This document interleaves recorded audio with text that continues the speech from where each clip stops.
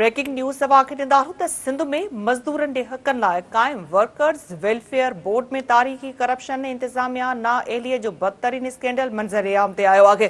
Corruption ऐं केसनि खे मुंहुं ॾींदड़ स्कूल सुप्रिंटेंडेंट ज़ाहिद हुसैन हकड़ो खे डेपुटेशन ऐं OPS तहत deputy director state Karachi region जे बाख्तियार मनसब ते मुक़ररु करे कानूनी ज़ाब्तनि ऐं सुप्रीम कोर्ट जे हुक्मनि जी भञकड़ी जो इंकिशाफ थियो आहे। Sindh TV news investigation cell workers welfare board अंदर तारीख़ी करप्शन ऐं बद इंतिज़ामिया बाबति समूरा रिकॉर्ड हथ करे वरिता आहिनि। हथायल सबूतनि मूजिबि नवाज़ियल ऑफिसर जाली वर्करनि जे नाले ते 9 माण्हू ज़ाहिर करे 49 लख रुपया हड़प करे वियो। हिकु जाली मिनरल कंपनीअ मां 5 माण्हुनि खे 7 लख रुपया ॾियण जी बि तस्दीक थी वई। जाली कंपनियुनि जी मार्फत फरीदा नाले औरत लाइ हिकु ई वक़्तु 2 कंपनियुनि मां 12 लख रुपया फोती कोटा तहत जारी करण जा सबूत बि साम्हूं अची विया आहिनि। सिंध में मज़दूरनि जे हक़नि लाइ क़ाइम वर्कर्स वेलफेयर बोर्ड में तारीख़ी करप्शन ऐं इंतिज़ामिया जी नाअहलीअ जो बदतरीन स्कैंडल मंज़रे आम ते आयो आहे। वधीक अपडेट्स लाइ असां राब्तो कयो आहे कराची में सिंध TV न्यूज़ जे रिपोर्टर GM खोखर सां। GM अपडेट कजो, हिकु नओं स्कैंडल साम्हूं आयो आहे। सिंध में मज़दूरनि जे हक़नि लाइ क़ाइम वर्कर वेलफेयर बोर्ड अंदर तारीख़ी करप्शन ऐं इंतिज़ामी नाअहली जो बदतरीन स्कैंडल साम्हूं ज़ाहिर थियो आहे। बिना कानूनी ज़ाब्तनि ऐं सुप्रीम कोर्ट जे हुकुमनि बि पामाल कया विया आहिनि। जुमिले वर्करनि जे नाले लखें रुपया हड़प कंदड़ करप्शन केसनि में फाथल school superintendent Zahid Hussain Hakro deputation ऐं OPS तहत deputy director state Karachi region जो जेको बाअख्तियार मुनसिब ते मुक़ररी जो इंकिशाफ थियो आहे। इन हवाले सां Sindh TV news investigation cell कानून जा लीका लताईंदड़ जेको आहे कामोरे जा जेके समूरा सबूत हथ करे वरिता आहिनि। ज़ाहिद हुसैन हकड़ो ते नेब anti corruption CMIT Larkana high court में केस हलंदड़ आहिनि।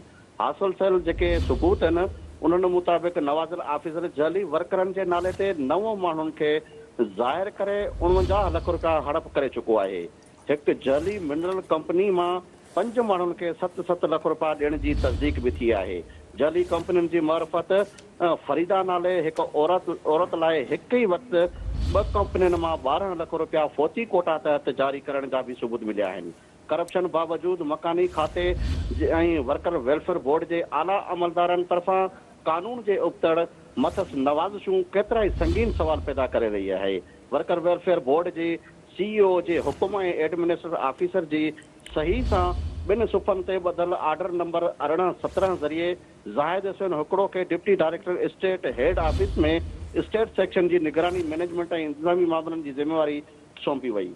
हुकुमनामे मूजिबि Zahid Hussain Hakro worker welfare board Sindh Karachi region जी समूरनि असासन मिल्कियतनि ऐं इंतिज़ामिया हिफ़ाज़त डिजिटलाइज़ेशन रेगुलेशन्स खे यकीनी बणाईंदो। गैर क़ानूनी कब्ज़ा गैर मजाज इस्तेमाल ऐं मिल्कियतनि जो ग़लति फ़ाइदे ख़िलाफ़ फौरी कदम खणी सघंदो। हुकुम में स्टेट सेक्शन बाबति माज़ी में अहम चैलेंजनि जो शिकार रहण जो बि एतिराफ़ कयो वियो आहे, जिन में ज़मीननि असासन जो ताज़ो थियल रिकॉर्ड मौजूदु न हुजण जो बि शामिल आहे। फ्लैटनि क्वार्टरनि ऐं प्लाटनि ते गैर मजाज रिहाइशनि वक़्त सर तस्दीक ऐं बेसेट मैपिंग जो फुक़दान शामिल आहे। अदालती केसनि में गैर मौसर नुमाइंदगी सीनियर लाइज़र्ड डिजिटल रिकॉर्ड मैनेजमेंट सिस्टम जो बि वारिस बणायो वियो आहे।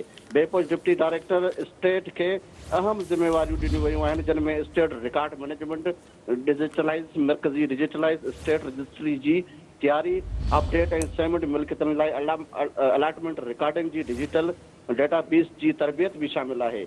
रेवेन्यू लॻापियल इदारनि सां मालिकी मैपिंग जी तस्दीक लेबर कॉलोनियुनि ऐं इमारतनि जी बाक़ाइदा इंस्पेक्शन बि ही करे सघंदो। एंटी इंक्रोचमेंट कार्रवाइयूं कानूनी लागू करण अदारनि सां अदालत वारनि केसनि जो बि ही वाली वारिस आहे। ज़िले इंतिज़ामिया पुलिस सां तकरारनि जे हल लाइ बि इनखे जेको आहे रखियो वियो आहे, मुक़ररी ॾिनी वई आहे। ज़ोनल रेंजर ऑफिस सां हम आहंगी समेत तमामु इन्हनि खे जेको आहे वारिस बणायो वियो आहे। इन दौरान ज़ाहिद हुसैन हकड़ो दावा कई त संदसि मुक़ररी 99% दुरुस्त आहे, पर नेट जेको आहे एंटी करप्शन ऐं अदालतुनि में जेके मौजूदु केस आहिनि करप्शन जा उन बाबति को बि जवाबु उन न ॾिनो। संदसि चवणो हो त हू एजुकेशन साइड सां वास्तो नथो रखे, जॾहिं त ऑर्डर मुताबिक़ उन ते उहो एजुकेशन जो साबिती मौजूदु आहे। मकानी खाते जे सेक्रेटरी वसीम शहजाद शमशाद आहिनि ऐं बोर्ड सेक्रेटरी सालिर सईद जुमानी सां राब्तो कयो वियो, पर उन्हनि कॉल ऐं वाट्सएप मैसेज जो जवाबु नाहे ॾिनो। मौजूदा सूरत हाल में वर्कर वेलफेयर बोर्ड जे इंतज़ामी कमज़ोरियूं ऐं करप्शन जा सबूत सिंध में मज़दूरी जे हक़नि जे तहफ़ुज़ लाइ तशवीश जो सबबु बणिजी रहिया आहिनि। कानूनी ज़ाब्तनि जी अदम पैरवी ऐं बोर्ड में शफ़ाफ़त एतमाद ज़ाहिर करे रहियो आहे त जॾहिं त जाली वर्करनि जे नाले ते अरबे रुपयनि जा फंड हड़प करणु आला उहिदे ते गैर क़ानूनी मुक़ररी संगीन सवाल पैदा करे छॾिया आहिनि। जी निदा ठीकु आहे, जीएम अपडेट करण लाइ वॾी महिरबानी।